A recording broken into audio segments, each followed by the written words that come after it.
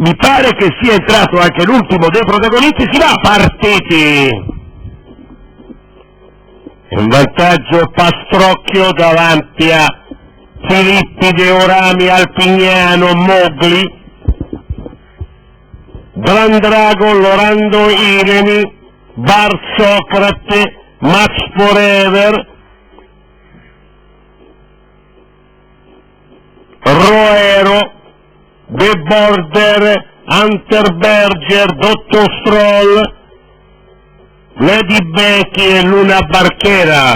Al termine della prima curva in vantaggio Filippide davanti a Mogli, Pastrocchio, Orami, Alpignano, Lorando, Ireni, Brandrago, Max Forever, Roero, Bar Socrate, Berger, The Border, Dottor Stroll, Luna Barchera e Lady Becky.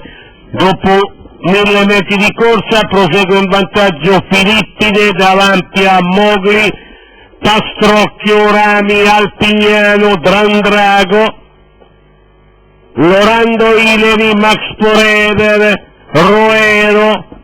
All'inizio della seconda curva in leggero vantaggio Filippide davanti a Mogli, Orami, Pastrocchio, Alpignano, Brandrago, Lorando, Ireni, Bar Socrate, Roero. Poco prima dell'ingresso addirittura in vantaggio Filippide davanti a Mogli, Alpignano e Orami. I cavalli entrano in dirittura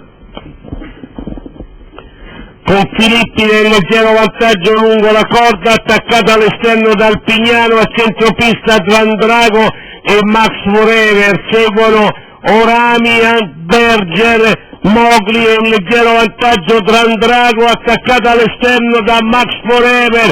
Seguono Ant Berger, Alpignano e Lady Becky in leggero vantaggio Max Forever davanti a Ant Berger, Brandrago e Lady Becky. Resiste Max Forever davanti a Ant Berger, Brandrago e Lady Becky. Max Forever, aveva detto Riccardo Menichetti che avrebbe fatto la distanza, l'ha fatta, anzi ha costruito la sua affermazione proprio perché fa la distanza, che invece si è rivelata un po' un tallone negli ultimi 200 metri per Alpignano sotto l'attacco prima di Brandrago, che ha pagato nel tratto conclusivo. Però qui c'è un cavallo che va segnato con il circoletto rosso ed è Berger, il numero 6 per intenderci, che arriva al secondo posto e si prenota.